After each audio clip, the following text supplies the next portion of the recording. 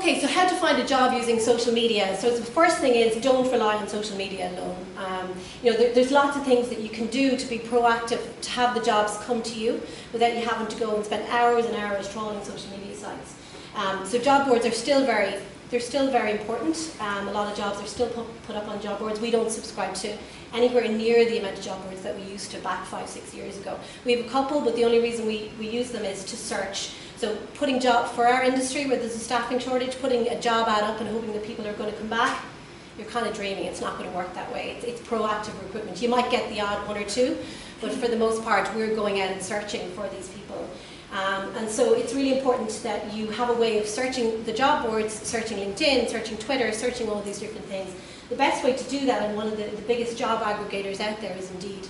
So Indeed will scrape 90% of the jobs that are advertised on the web and pull them back to you. And I'll show you later on how we can do that and how you can save the searches and have those jobs come to you. Twitter job search is another one you can set up your search in. Typically recruiters on Twitter will tweet the jobs first before they put them out on all the other areas, so you're getting the jobs before anybody else. Niche recruitment agency for the industry, of course, you find a niche recruitment agency for the industry and you work with them as well, like ourselves.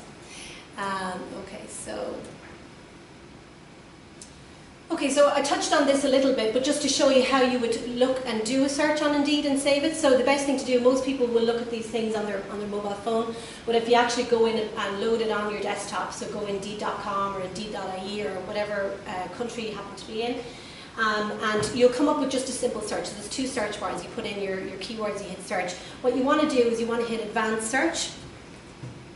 Okay, and so you're going to get this coming up. And so what this is doing for you essentially is creating a Boolean string for you for your job search. So it says with at least one of these words, that's your R search. So in here you're going to put in any words that mean localization. So you come up with as many synonyms for localization as you possibly can, and you pop them in here. You don't need to put the R in for you because it's going to do that for you. It's building Boolean for you with none of these words. So you don't want an internship, so you put intern in there, or you put junior, or whatever it might be, so you don't get those jobs coming in. You put in with these words, so you want a project manager role, you want a project coordinator role, you put those in there, and it'll create, and then your location, and you decide what way it's going to go. So play with this a little bit. You can set up loads of searches and save them, come up with ones that you like, see what the results are like, and come back. So this is one that we've popped in. It's just a simple search for localization. So it's going to look for a localization project manager that's not junior in Dublin. And this is the string. Essentially, this is what it's doing in the background. So this is what we talked about our booleans. So they should be in caps because it's doing. If we were writing that, the or would have to be in caps. The project manager would have to be in quotation. So there's certain rules that you have to follow. But you need to worry about that here because it's doing it for you. And this is the result that comes up. So you see we have a project manager role with SDL, we've got a localization project manager with Moji in Dublin, learning project manager. And so play with them, set them up and save them. And on the right hand side here you'll see that there is an email button. So when you like a search, when you find a search you like, just put your email address in, save search, and they'll come into your inbox. And so you're seeing before everybody else. And again, this is 90% of the jobs that are on the open web are coming in through Indeed. So it's the place to be. Okay, so another place that you can save searches, and I haven't gone into it here, but what I want to talk to you about is your profile. But Twitter, as I mentioned, and LinkedIn are other places you can save a search. If you go into LinkedIn.com again on your desktop, there's a button up top, a drop-down button, and you can search companies, people, whatever. You want to search jobs, so change it to jobs. Hit advanced search, put in your search within LinkedIn, your location, whatever it is, and hit save search. And you can save up to 10 searches on LinkedIn. So do that as well, and I'll show you Twitter later on. But 94% of companies are searching LinkedIn for their staff. 97% of recruiters in companies are on LinkedIn every single day. And this is where we hang out. This is where we spend our time. So LinkedIn is really, really important. If you're looking for a job and you're not on LinkedIn, you're not in the races. But you not only have to be on LinkedIn, but you have to have a very solid profile on LinkedIn that's going to get you your profile out there, that is going to get you hits and get you noticed. Because trust me, recruiters, if you're going for a job, the first thing, if we were hiring internally, the first thing I would do is I would look at somebody's profile on LinkedIn, I'll see how many connections they have, how active they are, all those different things. So it is checked. Again, this is according to a JobVite survey in 2013 that said 77% of all job openings posted on LinkedIn weren't posted anywhere, weren't supported anywhere else.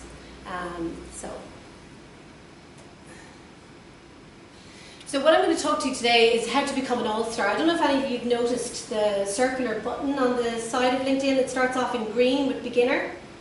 How many people have beginner on their profile, or are they up at all-star? Anybody all-star?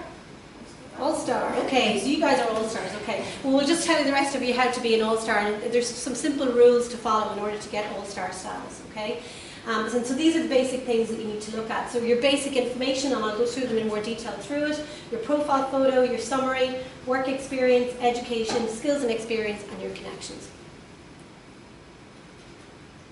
So basic information, it might seem really obvious, but you need to have your industry in there. You need to have your name in there and your headline. So basically your headline is the piece of information that goes beside your picture whenever you post something. If somebody's viewed somebody in the industry and then there's a section down the right-hand side that says people also viewed, that's where your headline comes in. If you don't put a headline in, it defaults to your job, your latest job. So that's already on the profile. You don't need to say it twice. Your headline is where people need to see in an instant what you're about. You know, localization graduate looking for a job, you know, excellent skills and blah blah, whatever it might be, and a way to contact you. LinkedIn say that we shouldn't put our email address on there, but there's nothing to say that you can't put your Twitter handle on there, or your web address if it's your company web address, or you have your own personal web address. Certainly put those on there. So we should be able to tell what a person's about instantly from their headline. This is my headline: founder localization niche recruitment company, consulting with localization talent across the globe, and the Twitter handle. Okay.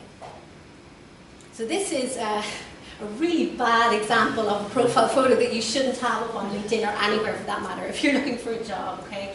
And LinkedIn say that you're 7 times more likely to get viewed by people and recruiters if you have a photo. Okay, so it's really, really important to have a photo up there 7 times just by putting a photograph up. And a lot of people do this, they kind of think to themselves, right, where was I wearing a suit? And it's a wedding somewhere, so they can see, you know, that they have somebody in the background, it's a wedding, it's really obvious. Don't do that. Everybody has cameras on their phone. Take a picture, shoulder up, collar, you know, smile, because this is what people see. If I think about, we're recruiting for so many years in this, and like Reinhard said, we've never actually met before, but we instantly recognize people because that lovely smiling photograph is coming out of LinkedIn and Twitter and wherever else at you. So it's really important to put a nice photo up, smile, look engaging. It's a really, really simple thing to do. Okay, so and again, this summary section, a lot of people don't fill this in, they don't fill it in completely. It's the area at the top that gives you an opportunity to talk about yourself. Not your skills and experience, although you are going to put those in there, but you're going to talk about, weave a story. This is your chance to be interesting, to be better than everybody else, to engage people. So you want to be fab, and fab means features and benefits. Okay, so you talk about what you're doing, okay, how you can benefit an employee. And you weave a story. What have you done? What have you done that's made you different from anybody else? What benefits have you brought to an employer? And do it in English, you know, that actually people can read and are interested in reading. You're not a results-oriented professional. I use that so many times, but it's so true, and people put it on their CV. It's such a cliche. Don't do that. Weave a story and talk about you and what you can do for a company that's going to hire you.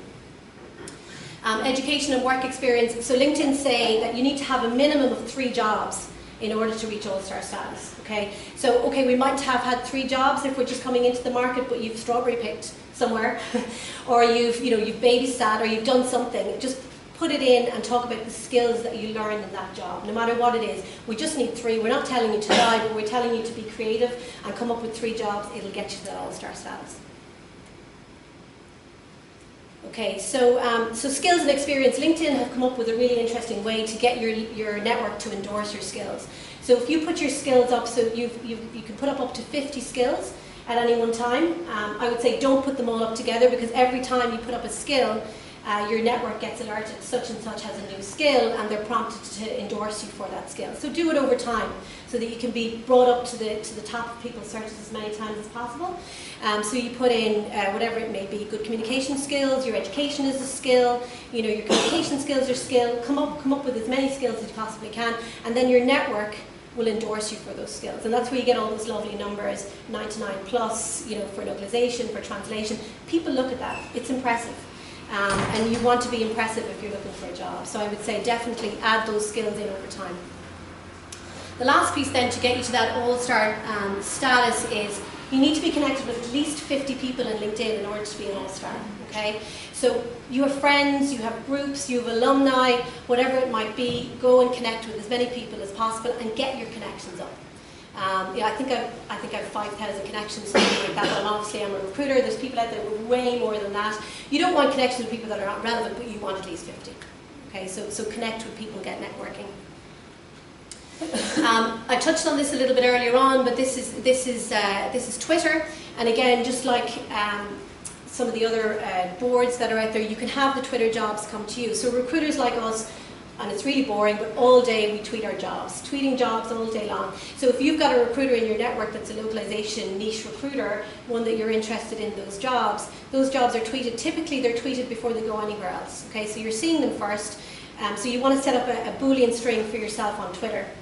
Again, don't load it on your mobile phone, load it on your desktop, twitter.com, and put in, this part won't change. So you're putting in job, or jobs, or career, or careers. That makes sure that the results that are coming back are job related, okay? What you will change is, depending on whether you're looking for a localization engineering job, depending on whether you're looking for a project manager job, you're going to change your job title. You're going to put it in quotation marks with a capital R in the middle, and these are searching for your various different jobs. And then your location, be it Dublin, wherever it might be that you're looking for a job. So I've given you a sample string at the bottom. So this is your job, or your careers. Localization engineer or language technology specialist, always caps if you have an or, and always brackets if you have an or. If you've got more than one word, it always needs to be in quotation marks for Boolean. You can look it up on the web. It's quite simple, but creating these simple strings will make a difference in getting you good quality results in your searches. And then there's a save button up in the right hand corner. You can save your searches, you can do recent searches, you can have saved searches, and just again have the jobs come to you guys.